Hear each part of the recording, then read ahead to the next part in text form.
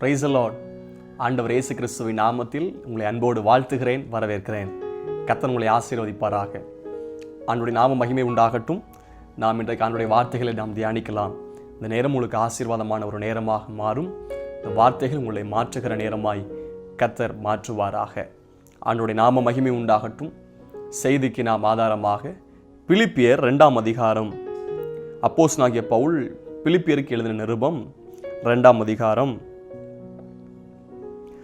4ஆம் வசனம் முதல் 11ஆம் வசனம் வரைக்கும் வாசிக்க நாம் கேட்க போகிறோம். Philippians chapter 2 verses 4 through 11. பிலிப்பியர் 2ஆம் அதிகாரம் 4ஆம் வசனம் முதல் 11ஆம் வசனம் வரைக்கும். அவனவன் தனக்கானவைகளே அல்ல, பிறருக்கானவைகளே நோக்குவானாக. கிறிஸ்து இயேசுவில் இருந்த சிந்தையே உங்களிலும் இருக்க கடவது.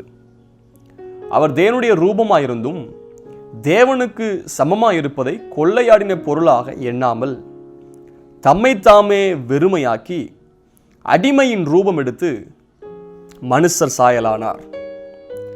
அவர் மனுஷ ரூபமாய் காணப்பட்டு மரண பரியந்தம், அதாவது சிலுவையின் மரண பரியந்தம் கீழ்ப்படிந்தவராகி தம்மைத்தாமே தாழ்த்தினார். ஆதலால் தேவன் எல்லாவற்றிற்கும் மேலாக அவரை உயர்த்தி இயேசுவின் நாமத்தில் வானோர் பூதலத்தோர் பூமியின் கீழானோருடைய முழங்கால் யாவும் முடங்கும்படிக்கும் பிதாவாகிய தேவனுக்கு மகிமையாக இயேசு கிறிஸ்து கர்த்தர் என்று நாவுகள் யாவும் அறிக்கை பண்ணும்படிக்கும் எல்லா நாமத்திற்கும் மேலான நாமத்தை அவருக்கு தந்தருளினார். ஆண்டவர் நாமத்துக்கு மகிமை உண்டாகட்டும். நாம் ஜெபிப்போமா? பரலோக பிதாவே, இயேசு கிறிஸ்துவின் நாமத்தில் நாங்கள் ஜெபிக்கிறோம். நீர் வல்லமை நிறைந்தவர், சுகம் தருகிறவர், பலன் தருகிறவர், கிருபை நிறைந்தவர், அற்புதர், இரட்சகர், விடுவிக்கிற கர்த்தர். ஆகவே உம்மை உயர்த்துகிறோம். We praise you, Lord. இந்த ஜெப நேரம், இந்த வார்த்தை நேரம் இவர்களை ஆசீர்வதிக்கிற நேரமாய் மாறட்டும். தேவ சமூகம் இவர்கள் இருக்க இடங்களை நிரப்புவதாக, தேவ மகிமை நிரப்புவதாக, தேவ ஆவியானவர் சூழ்ந்திருப்பீராக. கிருபையின் கரங்களை அர்ப்பணிக்கிறேன். கர்த்தர் மகிமைப்படுவீராக. ஆண்டவரே, எங்களுக்கு என்ன வார்த்தை தேவை என்பதை நீர் அறிந்திருக்கிறீர். இந்த வார்த்தை இப்பொழுது அனுப்பும். இயேசுவின் நாமத்தில் ஜெபிக்கிறேன் நல்ல பிதாவே. Amen, amen. Praise the Lord. God bless you all. கர்த்தர் உங்களை ஆசீர்வதிப்பாராக. ஆண்டவர் நாமத்துக்கு மகிமை உண்டாகட்டும். இந்த பிலிப்பியர் 2ஆம் அதிகாரம், இதில் இயேசு கிறிஸ்துவை குறித்து அவருடைய ஆரம்பத்திலிருந்து அவருடைய உயர்வை வரைக்கும் இங்கே பார்க்கணும். அவருடைய தாழ்விலிருந்து உயர்வு வரைக்கும். அவர் தேவகுமாரன், ஆனால் தம்மைத்தாமே வெறுமையாக்கி அடிமையின் ரூபம் எடுத்து மனுஷ சாயலானார். ஆண்டவர் நல்ல அந்த வார்த்தையை கவனிங்க. 5ஆம் வசனம், 6ஆம் வசனம், 7ஆம் வசனம். பிலிப்பியர் 2ஆம் அதிகாரம் 5. கிறிஸ்து இயேசுவில் உள்ள சிந்தையே உங்களிலும் இருக்க கடவது. கிறிஸ்து இயேசுவுக்கு ஒரு சிந்தை இருக்கிறது. கிறிஸ்து என்றால் anointed one. Christ means anointed one, மேசையா, அபிஷேகம் பண்ணப்பட்டவர். இயேசு என்றால் இரட்சகர், இம்மானுவேலர், விடுவிக்கிறவர். அப்போ இந்த கிறிஸ்து இயேசுவின் மேல ஒரு சிந்தை இருக்கிறது. அது நம்மகிட்ட இருக்க வேண்டும் என்று பவுல் அந்த பிலிப்பு பட்டணத்துக்கு நிருபத்தை எழுதுகிறார். இது எழுதும்போது எப்படி சொல்றாங்க பாருங்க. அவர் தேவனுடைய ரூபமாயிருந்தும், ஆண்டவர் இயேசு கிறிஸ்து மனிதன் மாத்திரமல்ல, அவர் தேவன். மனிதனை மீட்பதற்காக, ஆறறிவு உள்ள மனிதனை மீட்பதற்கு, ஆறறிவு உள்ள மனிதனை போல ஒரு அவதாரம் போல, இன்கார்னேஷன். அதாவது கிறிஸ்து இயேசுவை குறித்து பார்க்கிறோம். யோவான் ஸ்நானகன் சொல்றார், அவர் எனக்கு முன்னிருந்தவர். அதே யோவான் அப்போஸ்தலர் 1ஆம் அதிகாரத்தில் சொல்றார், ஆதியிலே வார்த்தை இருந்தது, அந்த வார்த்தை தேவனிடத்தில் இருந்தது, அந்த வார்த்தை தேவனாய் இருந்தது, அந்த வார்த்தை மாம்சமாய் கிருபையினாலும் சத்தியத்தினால் நமக்குள் வாசம் பண்ணினார், நாம் அவருடைய மகிமை கண்டோம். அப்போ இயேசு கிறிஸ்து அவர் முன் இருந்தவர். இயேசு பிதாவை நோக்கி ஜெபிக்கிறார். தன்னுடைய கடைசி ஜெபத்தில் யோவான் 17ஆம் அதிகாரத்தில், எனக்கு உலகம் தோன்றும் முன்பதாக இருந்த மகிமையை போல எனக்கு மீண்டும் மகிமைப்படுத்தும். அவர் முன்னாடி இருந்தவர். ஒரு விசை அவர் பேசிக்கொண்டிருக்கும் போது, அவங்க ஆபிரகாம் என் நாட்களை பார்க்க ஆசையா இருந்தான் அப்படின்னு இயேசு சொல்லும்போது, அங்கே இருக்கிற பரிசேயர்லாம் அவங்க எப்படி இது பேசுகிறாங்க, உனக்கு நான் 50 வயசு ஆகலையே, நீ எப்படி ஆபிரகாமை பார்த்த என்று கேட்குறாங்க. அப்போ இயேசு சொல்கிறார், நான் ஆபிரகாமுக்கு முன்னிருந்தவன். இப்படி பல காரியம் வேதத்தில் போடப்பட்டிருக்கிறது. ஆண்டவர் இயேசு முன்பதாக இருந்தவர், அவர் வார்த்தையா இருந்தார். திரித்துவ தேவன் அவர் ஒருவர், மிக முக்கியமானவர். ஆனா ஏன் இந்த பூமிக்கு இயேசு வெளிப்பட்டார்? ஒரு அடிமையின் ரூபம் எடுத்து மனுஷ சாயலானார். மனிதனை மீட்பதற்காக சிதறி போன இஸ்ரவேல் ஜனத்தை மீட்கணும். பழைய பாட்டுடைய காரியம் என்ன தெரியுமா? சட்டத்திட்டங்கள், குற்றவாளி ஒரு பக்கம், மனிதன் குற்றவாளியாகவும், நியாய பிரமாணங்கள், சட்டத்திட்டங்கள், இதெல்லாம் சட்ட புத்தகமாகவும், ஆண்டவர் தேவன் அவர் நியாயாதிபதியாகவும் இருக்கிறது. எந்த ஒரு சட்டமோ கண்ணுக்கு கண் பல்லுக்கு பல் என்கிற பிரமாணம் பழைய ஏற்பாட்டில் இருக்கிறது. ஆனால் புதிய ஏற்பாட்டுக்கு வரும்போது இயேசு இந்த பூமிக்கு வந்தார். ஒரு நீதிமன்றத்தில் நீதிபதி இருக்கிறார், ஜட்ஜ். அங்கே சட்ட புத்தகம் இருக்கிறது, குற்றவாளி இருக்கிற இடம் இருக்கிறது. ஆனால் புதிய ஏற்பாட்டிலே குற்றவாளி நிற்கிற இடத்தில் ஒரு பரிசுத்தமுள்ளவர் வந்து நின்றார். யார் தெரியுமா? இரட்சகராக இயேசு கிறிஸ்து. நம்மை மீட்பதற்காக மனுஷ சாயலானார் தேவன். நம்மை மீட்கணும். ரத்தம் சிந்துதல் இல்லாமல் பாவ மன்னிப்பு இல்லை என்று போடப்பட்டிருக்கிறது. அப்ப இந்த ரத்த சிந்துதல் கொடுக்க வேண்டும். பழைய ஏற்பாட்டில் எல்லாரும் பலிசுக்கு ரத்தம் சிந்துவாங்க. ஒரு ஆறில் உள்ள மனிதனை மீட்பதற்காக மிருகமோ பறவைகளோ, 3 அறிவுள்ள 4 அறிவுள்ள மிருகங்களோ பறவைகளோ பலியானால் ரத்தம் சிந்தினால் அது எப்படி நிவர்த்தி ஆகும்? பாவ நிவர்த்திக்காக, ஜனத்தை மீட்பதற்காகவே இயேசு மனித குமாரனாய் பரிசுத்த ஆவியானவரால் கற்பம் தரிக்கப்பட்டு இந்த பூமியில வெளிப்பட்டார். அதான் நீங்க சொல்லுகிறார், அவர் தேவனுடைய ரூபமாயிருந்தும் அவர் தேவன், 100% தேவனாயும் 100% மனுஷனாக இந்த பூமியில வெளிப்பட்டார். 100% தேவன் என்று சொன்னால் எப்படி?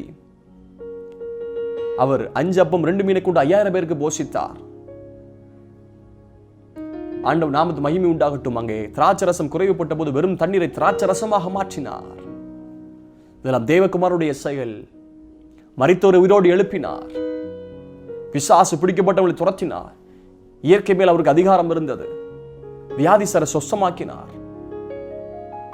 பல காரியம். கர்த்தருடைய வார்த்தையை போதித்தார், மன்னித்தார், ஜனங்களுக்காக மரித்து அடக்கம் பண்ணப்பட்டு உயிர் தெழுந்தார், பரமேறி சென்றார். தேவகுமாரன் என்கிற காரியத்தை காண்பிக்கிறது. மனிதகுமார் என்று சொல்லப்படும் போது அவருக்கு வேர்வை வந்தது. அவர் ரத்தம் சிந்தினார். மனிதனை போல அவர் மரித்தார், பாடுபட்டார், களைப்படைந்தார். பிரயாணத்தில் அவர் நித்திரையா இருந்தார். ஆண்டவர் நாமத்து மகிமை உண்டாகட்டும். அவருக்கு தாகம் ஏற்பட்டது. அவரும் 40 நாள் உபவாசம் முடித்த போது பசி ஏற்பட்டது. இப்படி மனுஷகுமாருடைய காரியத்தை அவர்கிட்ட பார்க்க முடியும். இந்த மனுஷகுமாருடைய ரூபத்தை அவர் எடுத்தார். ஆண்டவர் நாமத்து மகிமை உண்டாகட்டும். பாருங்க, மனுஷன் நினைப்பதற்கும் மனுபுத்திரனை விசாரிப்பதற்கும் அவன் எம்மாத்திரம். தேவன் அவ்வளவு உயர்ந்தவர். ஒரு மனுஷனுடைய ரூபத்தை அவர் எடுத்து இந்த பூமியில வந்தார். இயேசு ஏன் இந்த பூமியில பிறந்தார்? இன்றைக்கு இயேசு ஏன் இந்த பூமியில பிறந்தார் என்கிற காரியம் தெரியாமலே இன்றைக்கு பண்டிகைகள் கொண்டாடப்படுகிறது. இயேசு இந்த பூமியிலே தேவன் மனித ரூபம் எடுத்து வெளிப்பட்டார். மனிதனுக்காக, மனிதனை மீட்பதற்காக, மனிதனை உருவாக்குவதற்காக அந்த தேவன் தன்னை தாழ்த்தினாராம். as much as he can, he humbled himself. He lived a simple life. இன்றைக்கு இயேசு கிறிஸ்துவின் எளிமை என்கிற தலைப்பில் உங்களோடு கூட நான் கர்த்தருடைய வார்த்தை கொடுக்கிறேன். எளிமை, ஒரு எளிமையான வாழ்க்கை. தேவகுமாரன் அவ்வளவு எளிமையாய் இந்த பூமியில வெளிப்பட்டார். அதான் சொல்றார், தேவனுடைய ரூபமா இருந்தும் தேவனுக்கு சமமா இருப்பதை கொள்ளையாடுன்னு பொருளா எண்ணாம, தேவனுக்கு சமமா இருப்பதை அதை எண்ணாம தம்மை தாமே வெறுமையாக்கி, he humbled, simple life. தம்மை தாமே வெறுமையாக்கினார். என்னால் ஒன்றும் அல்ல, நான் அல்ல, என் திறமை அல்ல, என் சாமர்த்தியம் அல்ல, என் பலன் அல்ல, நான் வைத்திருக்கிற பணபலம் அல்ல, என்னுடைய குடும்ப பின்னணி அல்ல, எனக்காக இருக்கிற நண்பர்கள் அல்ல. தம்மை தாமே வெறுமையாக்கி பழகுங்கள்.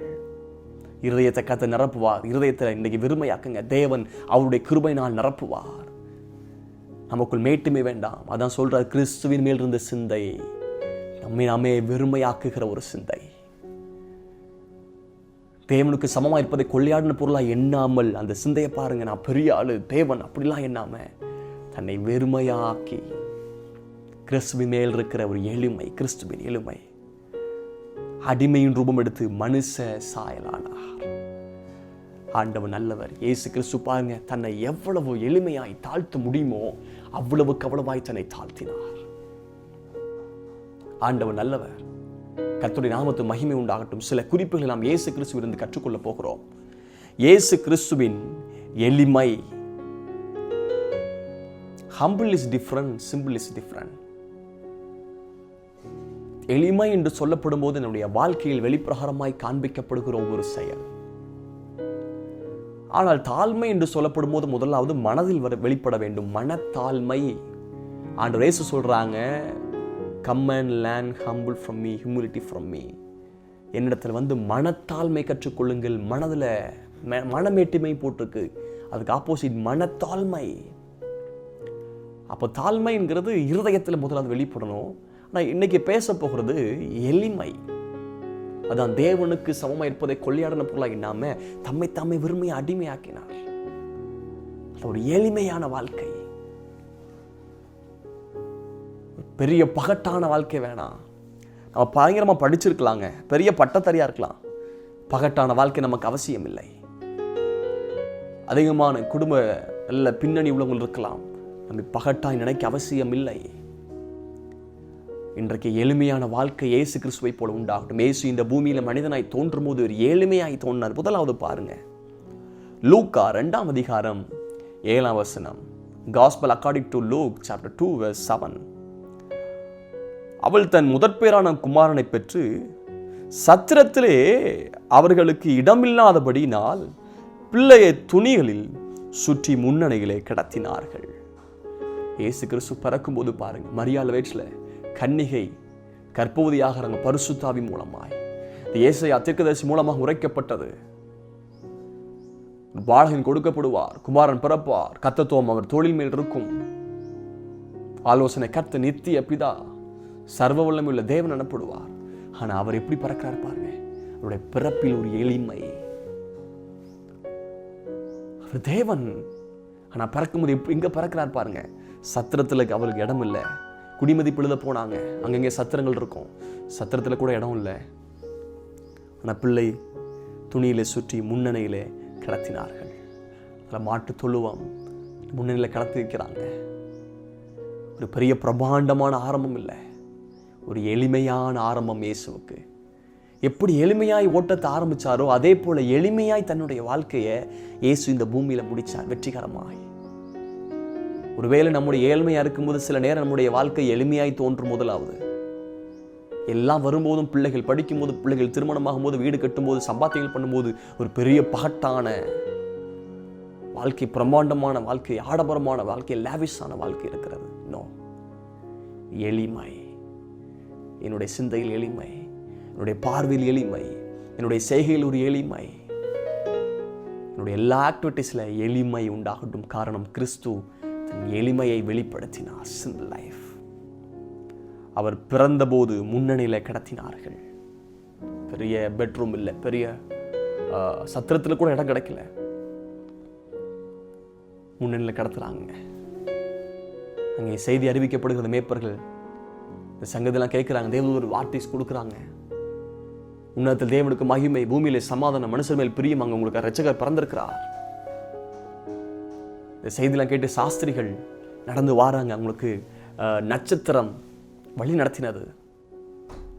அப்போ இந்த சாஸ்திரிகள் அவங்க வரும்போது வந்துட்டு இருக்கிறாங்க. ஏரோது கேட்கிறான், எங்கப்பா போறீங்க? யூதருக்கு ராஜா பிறந்திருக்கிறார். ராஜா பாருங்க, இயேசு ராஜான்னு என்று போடப்பட்டிருக்குது. பிறக்கும்போது ராஜா எங்க பிறப்பாங்க? அரண்மனை. ராஜா கூட எங்க இருப்பாங்க? அந்த நாட்கள் ராஜாவின் காலம் அதெல்லாம். ஏரோது ராஜா, அவனுக்குள்ள பயங்கர கலக்கம். எப்படிரா ஒரு திட்டம் பண்றான், பிறகு ஆண் குழந்தைகளை நான் கொண்டு போடுங்க. ஏன் அவனுக்குள்ள வெப்பறான்னு தெரியுமா? நீ போயிட்டு வந்து சொல்லுங்க, நான் பார்த்துடுறேன்னு சொல்றான். அவன் கலங்கிட்டானா, ஏரோது கலங்கிட்டான இந்த வார்த்தை கேட்டும்போது, யூதருக்கு ராஜா பிறந்திருக்கிறான் என்று சொல்ல போது. ஏன் தெரியுமா? பொதுவாக ராஜாவுக்கு அடுத்து அவனுடைய மகன், அவன் தான் இளவரசனாய் வர வேண்டும், அடுத்த ராஜா வர வேண்டும். ஆனா யாரா என் பிள்ளை வர வேண்டிய ஸ்தானத்துல யார் ராஜாவாய் வந்தது? ஆண்டவரை குறித்து பாருங்க, உலகத்தில் இருக்கிற ராஜாக்கெல்லாம் ராஜா. He is a king of king. He is a king of king. He is a lord of lord. யூதருக்கு ராஜா என்று அவருடைய சிலுவையில மேல எழுதினாங்க. பயங்கரமான குற்றச்சாட்டு பண்ணாங்க அவர் மேல. நீ என்னப்பா, நீ உன்னையே ராஜான்னு சொல்ற? ஆமாம், ஆண்டவர் இயேசு ராஜா தான். அவர் பிறக்கும் போது ராஜாவாக பிறந்தவர். யாரும் பிறக்கும் போது ராஜாவாய் பிறந்ததில்லை. இயேசு வாழும்போது ராஜாவாய் வாழ்ந்தார். வரும்போது தாவீதின் குமாரனுக்கு ஓசன்னா, உன்னதத்தில் ஓசன்னா, ராஜா வருகிறார் என்று அவரை ராஜா என்று ஆர்ப்பரித்தார்கள். ஆண்டவர் நாமத்து மகிமை உண்டாகட்டும். இயேசு மரிக்கும் போது பாருங்க, சிலுவையில் ராஜா இயேசு மரிக்கும் போது ராஜாவாய் மரித்தார். இயேசு மீண்டும் வரப்போகிறார், ராஜாதி ராஜாவாய் வரப்போகிறார். இயேசு ராஜா. ராஜா பிறந்திருக்கான்னு சொன்ன போது பயங்கரமான வெப்ராளம். என்னடா ராஜா பிறந்திருக்கிறாரா பிரம்மாண்டமாய். சாஸ்திரிகள் போறாங்க, போய் பார்த்தா முன்னணியில் இயேசு இருக்கிறார். ஒரு எளிமையான பிறப்பு இயேசுவுக்கு, ஒரு எளிமையான பிறப்பு. ஆண்டவர் நல்லவர். சில காரியங்களை நாம் செய்யும் போதும் எளிமையாய் செய்ய ஆண்டவர் நமக்கு கிருபை தருவார். நம்முடைய ஆரம்பத்தை ஆடம்பரமாய் ஆரம்பிக்காமல் எளிமையாய் ஆரம்பிக்க ஆண்டவர் நம்முடைய வாழ்க்கையில கிருபை தருவாராக. இரண்டாவது, யோவான் 1:46. யோவான் 1:46 ஒரு கான்வர்சேஷன் அங்கே நடக்குது. அந்த வார்த்தையை மட்டும் நான் சொல்றேன், அந்த வரி மட்டும். நாசரேத்திலிருந்து யாதொரு நன்மை உண்டாக கூடுமோ கேட்குறாங்க. ஏப்பா நாசரேத்திலிருந்து ஏதாவது நன்மை வருமா அப்படி கேட்குறாங்க. ஆண்டவர் நல்லவர். எங்கே நன்மை வரக்கூடாதோ, எங்கே ஒரு காரியம் தோன்ற முடியாதோ அதே பகுதியில் இயேசு கிறிஸ்து தோன்றினார். அதே நாசரேத்தூரில் தான் இயேசு கிறிஸ்து வளர்ந்தார். ஆண்டவர் நாமத்துக்கு மகிமை உண்டாவதாக. கர்த்தருடைய நாம மகிமை உண்டாகட்டும். அதற்கு நாத்தான்வேல், அதுக்கு முந்தின வசனம் பாருங்க, பிலிப்பு நாத்தான்வேலை கண்டு, நியாயப்பிரமாணத்திலே மோசேயும் தீர்க்கதரிசியும் எழுதியிருக்கிறவரை கண்டோம், அவர் யோசேப்பின் குமாரனும் நாசரேத்துடனும் ஆகிய இயேசுவே என்றான். கான்வர்சேஷன் நடக்குது. அதற்கு நாத்தான்வேல், நாசரேத்திலிருந்து யாதொரு நன்மை உண்டாக கூடுமோ என்றான். அதற்கு பிலிப்பு, வந்து பார் என்றான். ஆண்டவர் நல்லவர். இயேசு நாத்தான்வேலை தம்மிடத்தில் வர கண்டு அவனை குறித்து, இதோ கபடற்ற உத்தம இஸ்ரவேலன் என்றார். ஆண்டவர் நல்லவர். பேசுறாங்க, நாசரேத்துக்கு தான் நன்மை வருமா? அது மோசமான பகுதி, அது ஒன்றுக்கும் பிரயோஜனம் இல்லாத பகுதி. யாரும் அதை உயர்த்தி பேசினது இல்லை, எந்த நன்மை அதில் உண்டானது இல்லை. இந்த இடத்துல நன்மை தான் வருமா? பல பேசிக்கலாம். இந்த இடத்துல ஒரு பிரயோஜனம் இல்லை, உதவாத உங்க குடும்பம், உங்க குடும்பத்தில் நன்மையான காரியம் வாய்க்காது என்று சொல்லலாம். கர்த்தர் நன்மையானதை தருகிற கர்த்தர், இரட்டிப்பான நன்மை தருவேன், இன்றைக்கே தருவேன் என்று சொன்ன கர்த்தர், வருஷத்தை நன்மையால் முடிச்சு விட்டுக்கிற கர்த்தர், வாயை விரிவாய் தர நன்மையால் நிரப்புவேன் என்று சொன்ன கர்த்தர், அவர் நன்மையின் தேவன், நன்மை செய்கிறவராய் சுற்றி திறந்த கர்த்தர். ஜீவன நாளெல்லாம் நன்மையும் கிருபையும் தொடரும் என்று பார்க்கிறோம். நன்மை வர முடியுமா, நன்மை வந்துருமா என்று பலர் பேசலாம். ஆனால் இயேசு கிறிஸ்து பாருங்க, ஆண்டவர் இயேசு கிறிஸ்து வளர்ந்து முக்கியத்துவம் இல்லாத ஒரு ஊர்ல, நாசரேத்து ஒரு முக்கியத்துவம் இல்லாத ஒரு ஊர், ஆனால் இயேசு வளர்ந்தது நாசரேத்து ஊர்ல வளர்ந்தார். நசரேயனாக இயேசு என்று அழைக்கப்பட்டார். முழு உலகத்துக்கு இரட்சகர், முழு உலகத்திற்கு ஆண்டவர், முழு உலகத்துக்கும் ராஜா. அந்த நாசரேத்து ஊர்ல இருந்து பிறந்தார், வளர்ந்தாருங்க. இவ்வளவு ஒரு எளிமையான வாழ்க்கை. பெரிய பெரிய பொதுவாக அது தவறு நான் சொல்லவில்லை. கொஞ்சம் கிராமத்தில் உள்ளவங்க படித்து உயரும் போது தங்களுடைய சூழ்நிலைமைக்கு ஏற்றாற் போல பட்டணங்களை தேடி, சிட்டிஸ் தேடி போகிறாங்க. அதுதான் தங்களுடைய டெக்னாலஜி வளர்ந்துச்சு, அதுக்கு ஏற்றாற் போல் இருக்கும் என்று சொல்லி. பொதுவாக இந்த டெக்னாலஜி எல்லாம் வளரும்போது, இந்த செஞ்சுரிலாம் ரொம்ப ஹையாக போயிட்டு இருக்கும்போது, பொதுவாக மனிதர்களாகிய நாம் தெரிந்து கொள்வது ஒரு உயர்வான பட்டணத்தையும் உயர்வான பகுதியும் சிட்டி சைடை நாம் தெரிந்து கொள்வோம். ஆனால் இயேசு கிறிஸ்து பாருங்க, ராஜா, ஆண்டவர், அவர் வளர்கிறது நாசரேத்து ஊர். ஒதுக்கப்பட்ட நன்மை எங்கே வரக்கூடாது அங்கே அவர் வளர்ந்தாருங்க. நீங்க பயப்பட வேண்டாம், கலங்க வேண்டாம். ஐயோ, நான் நன்மை இல்லாத ஒரு பகுதியில் இருக்கிறேனே, எதுக்கு ஒரு பிரயோஜனமான ஒரு குடும்பத்தில் இருக்கிறேனே. அவர் சொல்றான், சவுல், ஆண்டவர் தெரிந்து கொண்ட நான் பென்யமீன் கோத்திரம், கடைசி கோத்திரம், அதில் எங்கள் குடும்பம் ரொம்ப சின்னது. சின்னதா இருக்கிறீங்களா? நன்மை வர முடியாமல் இருக்குதா? அங்கதான் கர்த்தர் உங்களுக்கு தெரிஞ்சு கொண்டிருக்கிறார். ஆண்டவர் நல்லவர். பென்யமீன் கோத்திரத்தில் தான் கர்த்தர் புதிய ஏற்பாட்டிலையும் சவுல கர்த்தர் பவுலா மாற்றி வல்லமையாய் பயன்படுத்தினார். ஆண்டவர் நல்லவர். மூன்றாவது, லூக்கா 9:58. Book of Luke chapter 9 verse 58. இயேசு, நரிகளுக்கு குழிகளும் ஆகாயத்து பறவைகளுக்கு கூடுகளும் உண்டு, மனுஷகுமாரனுக்கோ தலை சாய்க்க இடமில்லை என்றார். மனுஷகுமாரன் யார்? இயேசு கிறிஸ்து தலை சாய்க்க இடமில்லை. மூன்றாவது, அவர் வாழ்ந்தபோது தலை சாய்க்க அவருக்கு இடமில்லாத சூழ்நிலைகள் இருந்தது. எவ்வளவு எளிமையான வாழ்க்கை பாருங்க. அவர் தேவன் நினைச்சிருந்தாருன்னு ஒரு பெரிய பிரமாண்டமான காரியத்தை இந்த உலகத்தில் அவர் கெட்டி அதுல தனியாய் சொகுசாய் படுத்திருக்கலாம். பயங்கரமான பிஸியான ஊழியம். சீசலை தெரிந்து கொள்வதற்கு இரவெல்லாம் ஜெபித்தார். தன்னுடைய பாடு முன்பதாக அவர் இரவு ஜெபிக்கிறார். சில நேரங்களில் இரவு அதிகாலை இருட்டோடு எழுந்து ஜெபித்தார். மாலை ஜெபித்தார். சீசர்கள் பிரயாணம் பண்ணி போயிட்டு இருக்கும்போது நாம் மார்க் 4ஆம் அதிகாரத்தில் பார்க்கிறோம். அது அக்கறைக்கு போகும் வாருங்கள் என்று சொல்லி போறார். போற வழியில இயேசு தலைமை வைத்து பின்னணியத்தில் கப்பலின் பின்னணியத்தில் தூங்கினார், நித்திரை செய்தார். சரியான ரெஸ்ட் எடுப்பதற்கான சில இடங்கள் அவருக்கு இல்லாதது போல் வேதத்தில் நம்ம வாசிக்கிறோம். அவ்வளவு எளிமையான வாழ்க்கை இவர் இருந்திருக்கலாம். ஆனால் தன்னை எளிமையாய் இந்த பூமியில காட்டினார். ஐயா, கிறிஸ்துவை நாம் எப்படி பிரதிபலிக்க முடியும்? இயேசுவை நாம் எப்படி வெளிப்படுத்த முடியும்? ஒரு எளிமையான வாழ்க்கை மூலமாய் இயேசு கிறிஸ்துவை வெளிப்படுத்த முடியும். ஆண்டவன் நல்லவர். நான்காவதாக லூக்கா 8ஆம் அதிகாரம் 3ஆம் வசனம். Look chapter 8:3.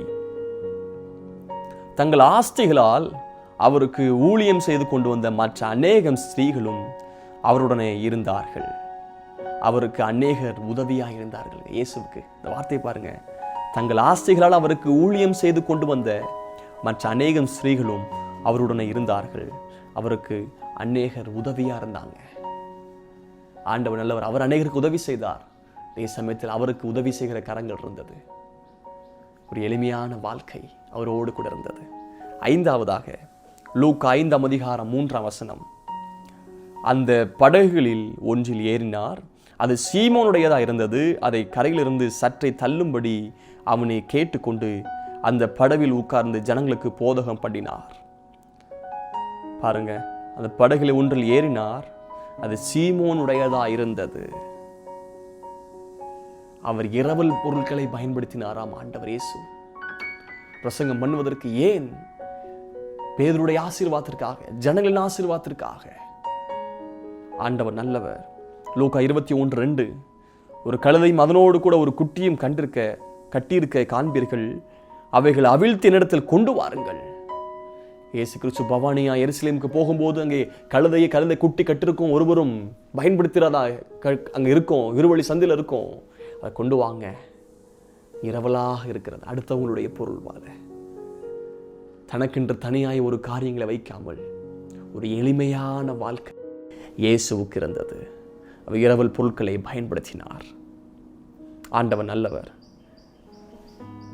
ஆறாவதாக யோவான் 13ஆம் அதிகாரம் 5ஆம் வசனம். யோவான் 13:5. பின்பு பாத்திரத்தில் தண்ணீரை வார்த்து சீசருடைய கால்களை கழுவும் தாம் கட்டி கொண்டிருந்த சீலையினால் துடைக்கவும் தொடங்கினார். கடைசி திருவிருந்து ஆராதனை. அங்கே யூதாசும் இருக்கிறார்.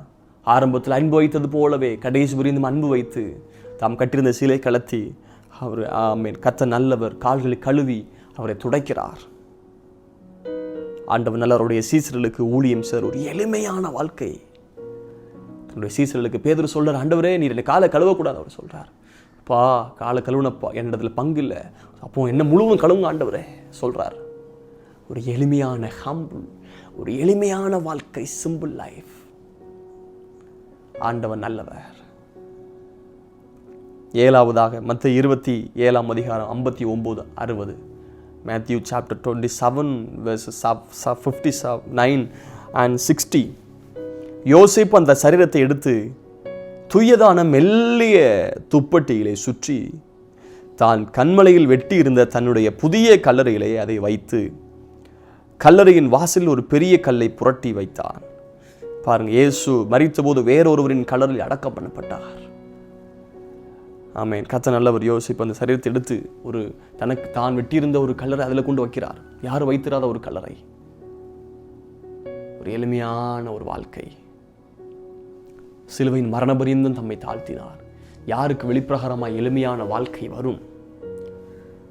வெளிப்பிரகாரமாக எளிமையான வாழ்க்கை காண்பிப்பதற்கு மனதிற்குள் மனத்தாழ்மை அவசியம். அதான் இங்கே பார்க்கிறோம் நாம் பிலிப்பியர்ல 2ஆம் அதிகாரம் 8ஆம் வசனம். சிலுவையின் மரணபரியந்தம் கீழ்ப்படிந்தவராகி தம்மை தாழ்த்தினார். இந்த எளிமையான வாழ்க்கை கனம் பண்ணி, இந்த தாழ்மையான வாழ்க்கை கனம் பண்ணி பிதாவாகி தேவன் அவரை உயர்த்துகிறார். ஆதலால் தேவன் எல்லாவற்றுக்கும் மேலாக அவரை உயர்த்தி நீங்க உங்களை தாழ்மைப்படுத்துங்க. கர்த்தர் முன்பதாக தாழ்மைப்படுங்கள். அவர் அப்பொழுது உங்களை உயர்த்துவார். Humble yourself before the Lord, then he will lift up you.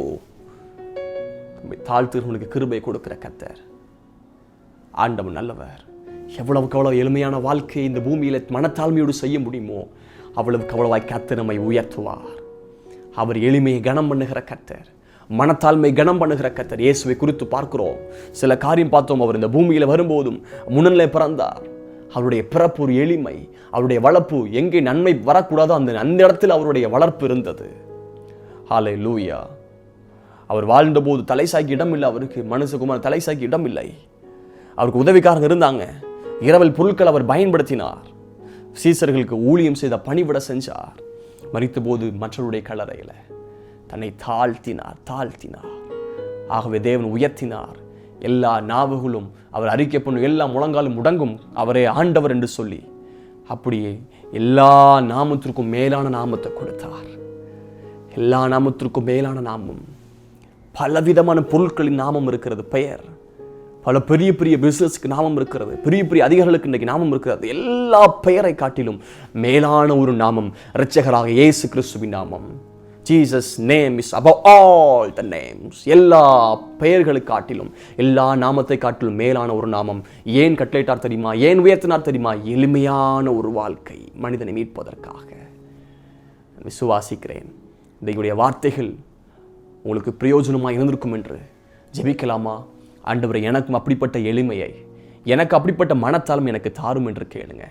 இந்த பண்டிகை நாட்களில் நமக்கும் இயேசு கிறிஸ்து இந்த பூமியில் வந்த நோக்கத்தை போல ஒரு எளிமையான வாழ்க்கை நமக்கு உண்டாகட்டும். அன்பு தகப்பனே, இயேசுவின் நாமத்தில் ஜெபிக்கிறேன். நீர் நல்லவரும் நன்மை செய்கிறவருமாய் சுற்றி திரிகிற கர்த்தர். ஆண்டவரே, கிறிஸ்துவின் உள்ள சிந்தையில் இருக்க வேண்டும் என்று சொன்னீங்களே.